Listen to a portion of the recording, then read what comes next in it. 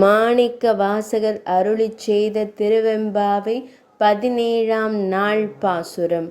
செங்கண் அவன்பால் திசைமுகன்பால் தேவர்கள் பால் எங்கும் இலாதோர் இன்பம் நம்பாலதாக் கொங்கு உன் கருங்குழலி நந்தம்மை கோதாட்டி இங்கு நம் இல்லங்கள் தோறும் எழுந்தருளி செங்கமல பொற்பாதம் தந்தருளும் சேவகனை அங்கண் அரசை அடியோங்கட்கு ஆரமுதை நங்கள் பெருமானை பாடி நலம் திகழ் பங்கைய பூம்புனல் பாய்ந்தாடேலோர் எம்பாவாய்.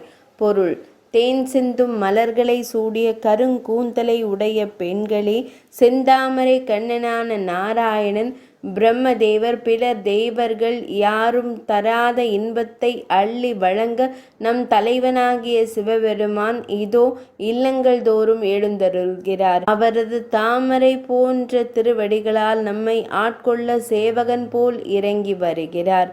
அழகிய கண்களை உடையவரும் அடியவர்களுக்கு அமுதமானவரும் நமது தலைவனுமான அந்த சிவபெருமானை வணங்கி நலம் பல பெரும் பொருட்டு தாமரை மலர்கள் மிதக்கும் இந்த பொய்கையில் பாய்ந்து நீராடி அவன் தரிசனம் காண தயாராவோம். விளக்கம்: இறைவனை தேடி நாம் ஆலயத்திற்கு செல்ல வேண்டியதில்லை. இதோ அவரே வருகிறார் அழகிய சப்பரத்தில். இப்போது கூடவா அவரை தரிசிக்க தயக்கம்?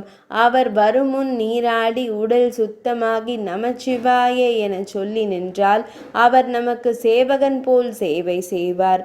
வேறெதுவும் அவர் எதிர்பார்ப்பதில்லை என்பது இப்பாடல் கூறும் கருத்து. 17ஆம் நாள் பாசுரம் நிறைவடைந்தது.